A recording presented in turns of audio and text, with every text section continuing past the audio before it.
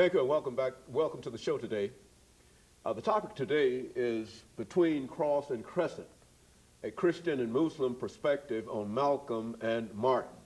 And of course we have with us to talk about this perspective on Malcolm and Martin, Dr. AAl-Hadid, who is the chairperson of the Department of Africana Studies at Tennessee State University.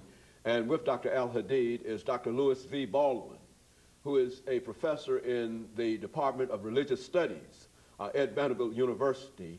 And of course, let me welcome you, Dr. AAl-Hadid, as well as Dr. Baldwin, to the show this morning. And to say how delighted we are to have the two of you here, and to also inform our audience that this certainly is not the first time that the two of you have been with us either collectively or individually. And looking back over some of the things that we've done, I can recall excellent shows from the two of you. Dr. AAl-Hadid, I remember quite recently we did something on the African American in the 21st century, which way for the future, as well as the African in the New World. And of course, Dr. Baldwin, you came to us a long time ago with James Earl Ray's wife, I think, and you did that assassination on Dr. Martin Luther King. And so both of you, as well as several other talks about Dr. Martin Luther King.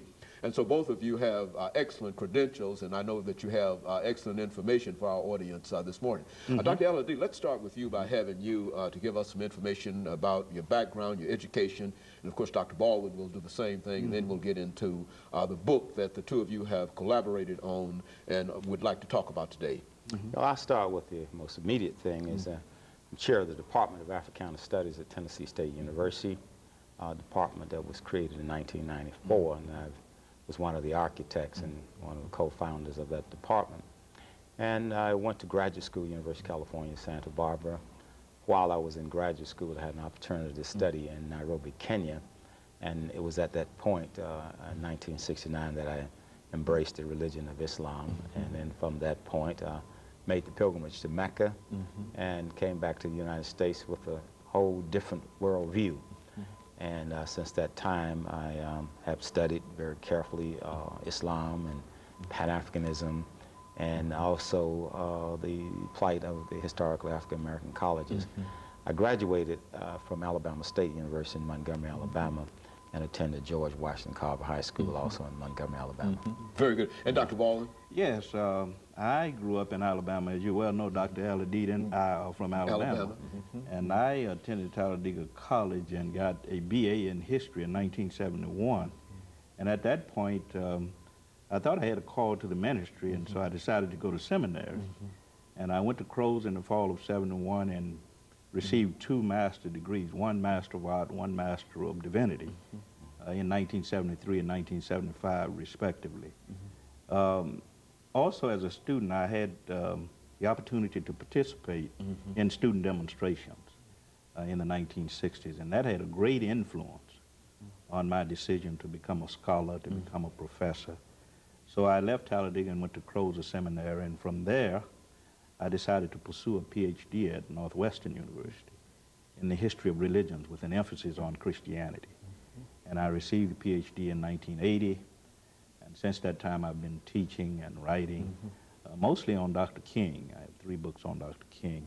I'm primarily interested in the history of African-American religion and culture, and also the history of civil rights crusades. Particularly the modern civil rights crusade. Very good. And of course, I think the two of you have collaborated, as we said earlier, on a book, Between Cross and Crescent.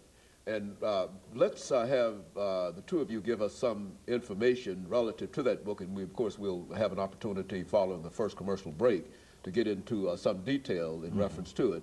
But let's have the two of you sort of give us an overview in terms of what the audience can expect from such a publication, and the efforts that have gone into it, and the things that you believe to be important in terms of bringing this as a scholarly work in front of our audience this morning. Let's start off with you, Dr. AAl-Hadid, and of course Dr. Baldwin. I'm almost sure that we'll be interrupted, but we'll pick it up at the end of the first segment. Yes, I think my involvement started in 1985.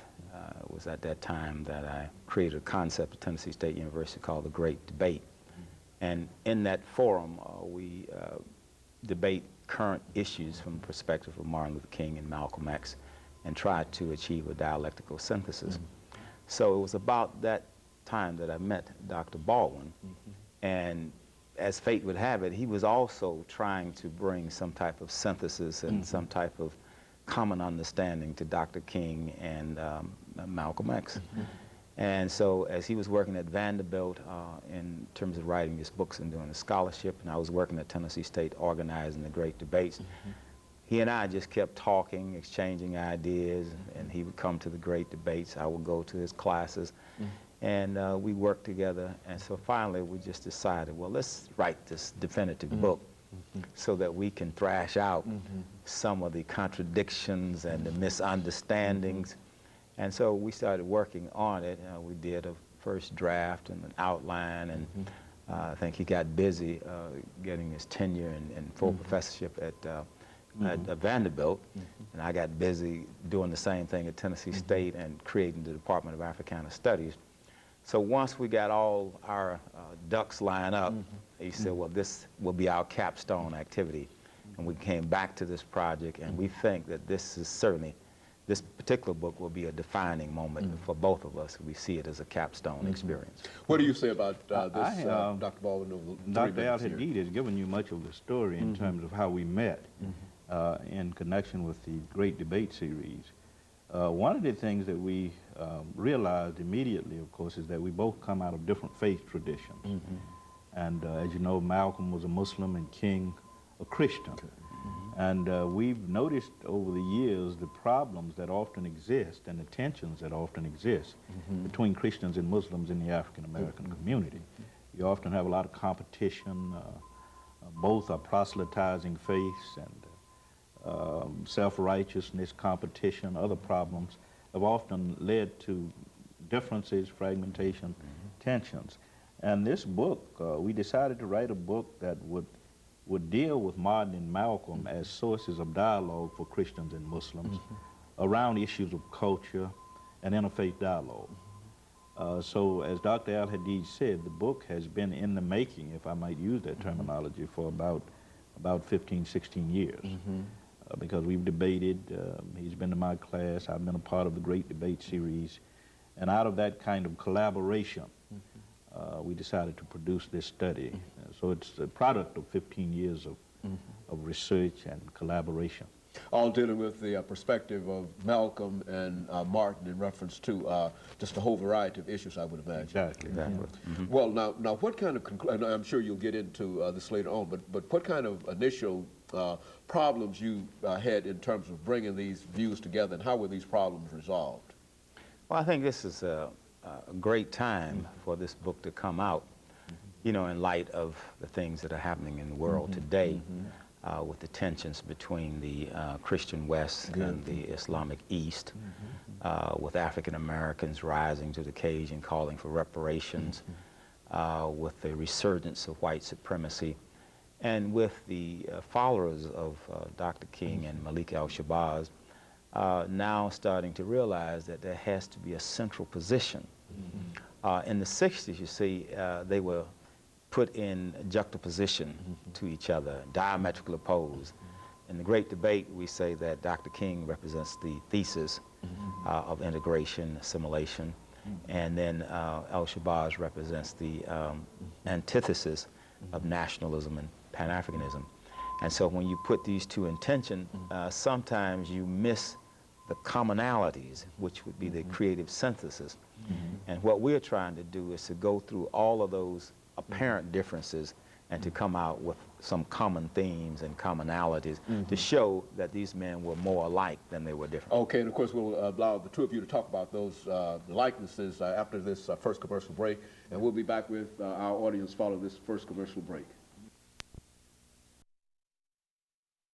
Between Cross and Crescent,